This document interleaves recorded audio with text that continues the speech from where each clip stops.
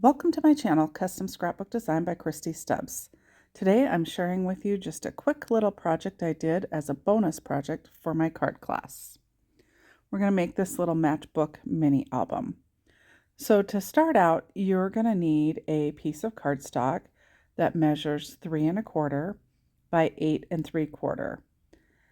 Then you're going to score it at 1 1/4, 1 3/4, 5, and 5 3/4. The linen cardstock that I carry on my website is perfect for these types of projects. It doesn't crack, split. It makes an excellent base for all of your little custom books. So as you can see, I'm taking those score marks and now I am folding the cardstock. And you do want to be gentle with it. You don't want to just go across with one really hard crease. You want to just kind of gently crease it down and make those fibers in the paper work for you. That is part of why they don't crack or break, is if you work the fibers, you can manipulate them to do what it is you want them to do. So here is the base for our little matchbook album. Then we're going to build some pages for the inside. And I did decide to use my corner rounder. If you don't have one, you don't have to do this step. It definitely can be left square. So all of the participants in my card class actually got all of these steps done for them and included in their kit. But if you are wanting to make another one, here are the instructions. Or if you missed my class, then here's a fun little project for you. But be sure to watch for when I do my card classes or any of my card classes, I do generally have a bonus project for you. So now this next piece that I'm cutting is a piece that is 2 inches wide. And so our album is 3 1/4. So I did end up cutting this down to 3 1/8. And this 2-inch piece, if you have the 2-inch across the top of your mat, you are going to score it at every 1/4 inch. So what we are doing here is building the spine of this little matchbook base. Boy, say that 3 times real fast. So score it at a 1/2 inch all the way across. And then we're going to fold this to build the spine to hold our pages. So this part's a little harder to explain. So here I am just trimming it down. So it is 1/8 of an inch shorter than the overall book. Sometimes a lot of designers will go a lot less. I kept this one pretty close to the same size as the match book. So that first crease, you're going to fold over and give it a really good burnishing. And then you're going to have mountains and valleys, basically. So you just created the first mountain, and now we need a valley. So you're going to fold that next piece up so that you've created the valley of the spine now. So if you just watch real close, you're going to understand how I folded that. This is really hard to explain now that I'm trying to do that while watching it. But here you're creating the next mountain, and then you're going to go over and create the next valley. So just watch the way that it's folded, and hopefully I give you a better visual of this so that you can see what I'm creating. And then here is the next mountain. And I do need to go back and fold that other part of that valley still. This is a really small spine. And with the score marks being at a 1/4 inch, it is a little tedious to get it all folded correctly. So your mountains, you're going to actually glue those ones together. So you can see where the mountains are, And then the valley is kind of that flat 1/4 inch in between each of those. So you want to use your wet adhesive. I like to use my art glitter glue. And if you haven't tried art glitter glue yet, you have got to. It is my go-to for glue for doing my scrapbook projects. And I do carry that on the website as well. I will link some of this stuff down below for you guys so that if you need to, you can check it out. All right, so there's the first mountain glued together, and now we're going to glue that middle one together. And you do kind of need to take a little bit of a pause and make sure they give that glue enough time to set up. Otherwise, you're going to end up pulling that apart. So there is the next mountain glued together. It's going to be the spine that you're going to attach your pages to. And here I'm just making sure that glue doesn't seep out on the back and glue that together back there. Also flattening it out really good. And then we're going to glue that last one together. So you're going to have 3 signatures for this little book. So the pages are, excuse me, called a signature. So we're going to have 3 signatures for this little matchbook album. So once we get this spine finished, we're going to work on putting the pages together. All right, so we've got 3 little areas that we're going to hook our pages to. And I'm just kind of working it and bending it and trying to get it all like the back side flattened out and yet the pages standing up. And then I kind of squeeze all that together so that I can glue just the back side of that and attach it to the book. So the part that you're going to attach it to the book, see how I fold the outer 2 mountains in, keep that middle one high, and then that gives me something to grab onto to glue. So you're going to bring your book back in here and you're going to glue that to the wider spine of the matchbook album. And you're going to be fairly generous with your glue here because this is what's holding the entire thing together. So you definitely want to make sure it's going to stay. So then I take it back to where the spine of the book is going to be and center it side to side, top to bottom, and then you're going to want to give it a really good burnish once you get it in place. Now I'm just pressing down really hard and holding it in place so that that glue will start to set. And then you can bring in your burnishing tool and kind of press it down even more and make sure that it's set in place really nice and tight.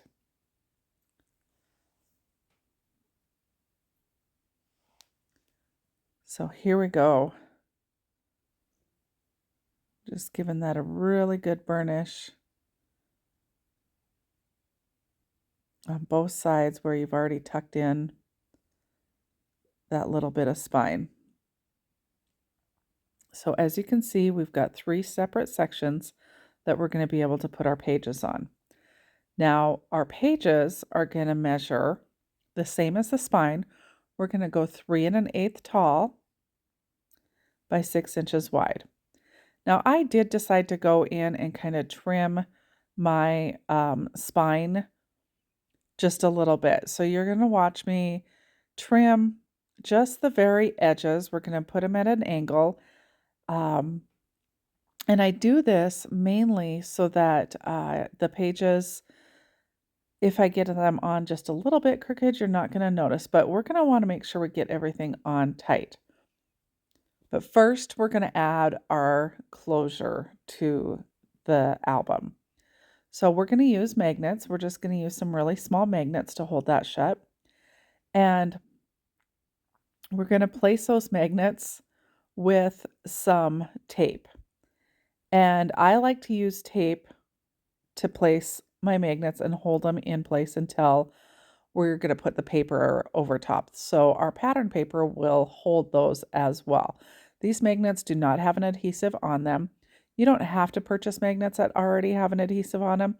They are nice to have, but not necessary. I found these magnets on Amazon and I really have liked them. So I set my magnets in place. I go ahead and glue them. And then you want to double check that you're not too close to the edge on either the flap or the base that you're going to connect to. And I had already checked this. So then I put my magnets that are going to go on the base, and I go ahead and set those on the other magnets, add a drop of glue, and then I press together where it is I want those magnets to end up being on that other flap. And so then what happens is that marks your spot for your magnets for you. So see how you can just place your magnets where that little glue dot is, and then you're going to go back in with some tape, and you're going to tape those down as well. Mainly the tape is going to help hold them in place. That glue will not hold those if you close that book back up. Those magnets will get pulled off because of the strength of the magnets. So you're going to want to tape those down as well until we get ready to put this book together. It'll help hold everything in place. And then you just want to double check that once you close it, everything is lined up how you want it to be. You want to make sure that your matchbook cover is fairly square. You want your corners to all be at a 90. So you want to definitely double check that. Now we're going to go back to putting the pages in. And as I mentioned before, your pages are going to measure 3/8 tall by 6-inch long. And your 6-inch length, you are going to, I don't think I scored mine. I just folded them in half and creased them. You can score them. Sometimes they end up just like a 1/16 of an inch off, but that's not going to really be that big of a deal either.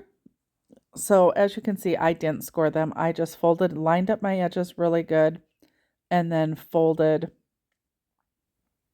it in half and creased that edge. So there you've got your page for the inside of your book. So it's easier to just go ahead and fold and crease all 3 pages, and then we're going to go ahead and put those in place in our book. And it looks like maybe I clipped the binder that holds the pages in the album off camera. So hopefully you can see how I did that when we're putting the pages on. And you can have your book open either way. So you just want to take a peek and see which way you want your binder or your album to open. To put your pages in, you're actually going to glue 3 sides of your page. And you want to make sure that once your book is open, that the long side that has the glue on it actually faces the bottom so that your pocket is at the top of your book. So you can see that my binding has just a bit of an angle cut at the top and the bottom. And then you're going to want to line your page up once it's glued, put it in place, and make sure that you are centered from the top to the bottom and not crooked. You will definitely know when you're crooked because I didn't leave you a lot of room to be off. It'll stick out either the top or the bottom of your book. So you're going to repeat this process for all 3 pages. So you're going to glue the 3 sides of your album page. And you don't have to run glue all the way across the bottom part. You can just one side, or you can glue the whole thing. I think I do a mixture of both throughout, honestly. And here again, you're going to want to make sure that the side that is glued is going to be at the bottom of your book, not at the top, because we want to have the top be open for a pocket. So when you're doing your second page, you're going to want to line it up with your first page so that when your pages are all open and lined up against each other, they are all level and equal. Again, you will be able to tell if you get that in there slightly crooked because it is going to stick out either the top or the bottom of the book. But see how those pages line up so nicely? And then we're going to just repeat that process for the third and final page. So you're going to glue the two ends and then the bottom as well. And then again, make sure that your glue is on the bottom. You want to see, I'm really thinking about it here. You want to make sure that that is on the bottom so that your pocket is up on the top. That way your items in your pocket will stay in there. Okay, and then you want to line that up again. You want to get that in place, get everything even. And then you're going to go ahead and burnish that up against the spine real good. Make sure those stick real nicely. Give that wet adhesive just a minute or two to dry.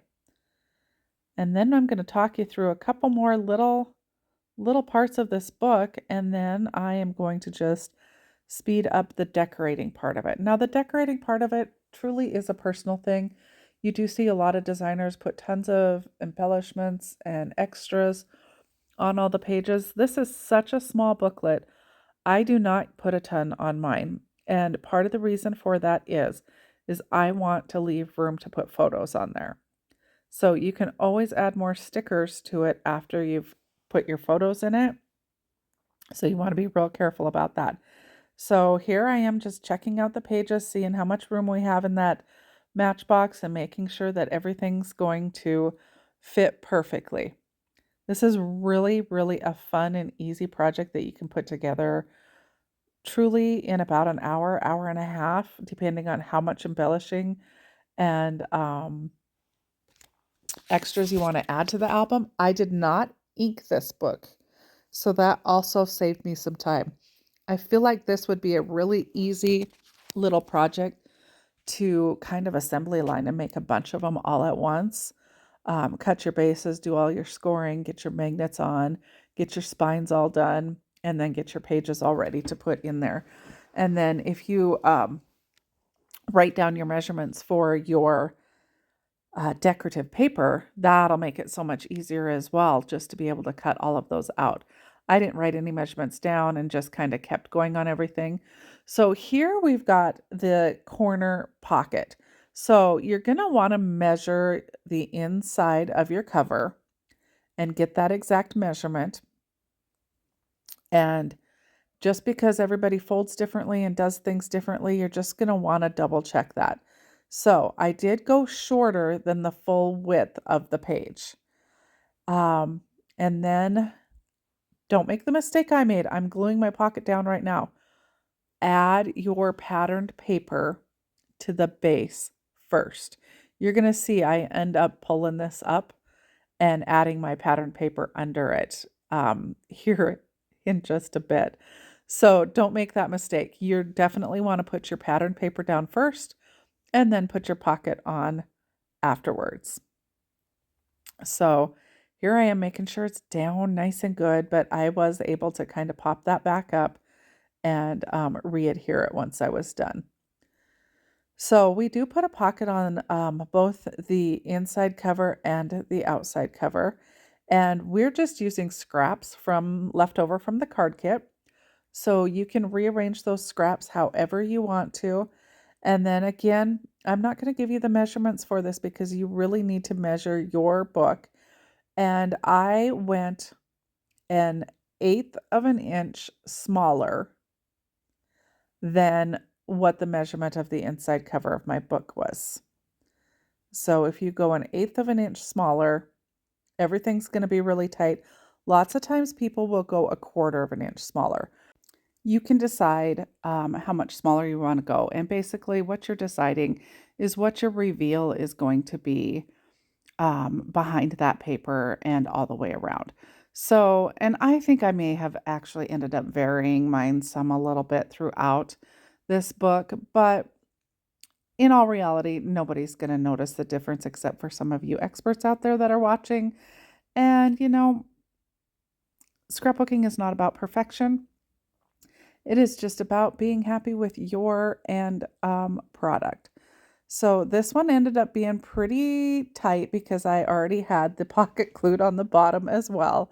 So like I said, put this paper down first. It'll make it so much easier on you. And then you can make sure too that your pocket fits your pattern paper exactly. Then you don't have any pattern paper sticking out the edge of the pocket on either side, which I did not have that issue either, even with the way that I ended up doing this. Sometimes I like to do things the hard way. So it's just to help you guys so you don't have to do that as well. I'll teach you the easy way. I make the mistakes first. So here I am just gluing the edge of that pocket down.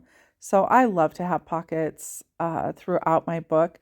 The other thing that could have been done before that pocket base was put down is the pattern paper put on it. You'll see towards the end how I did put the pattern paper on top of that piece. And I believe the other pocket, I put it on first. I can't remember now, but you'll be able to watch that in the video. So if you are a scrapbook expert, you will know how to do that much better than I did. But if not, and you're not sure how to do it, you can watch how I did and replicate that. But I do believe it's time that I'm just going to start fast forwarding this. I may stop it if I see something else that maybe I need to address with you guys. But I hope you enjoyed this project. And I hope that if you make one as well, you share that with me. You can find me, you can comment either here or find my Facebook page and share it there as well. It is Custom Scrapbook Design. I will put all my social media links down below for you. And if you are finding yourself in need of some supplies, be sure to check out my website. And I'd love any feedback on that as well that you might have. So I am going to just actually mention a couple things on gluing around the magnets.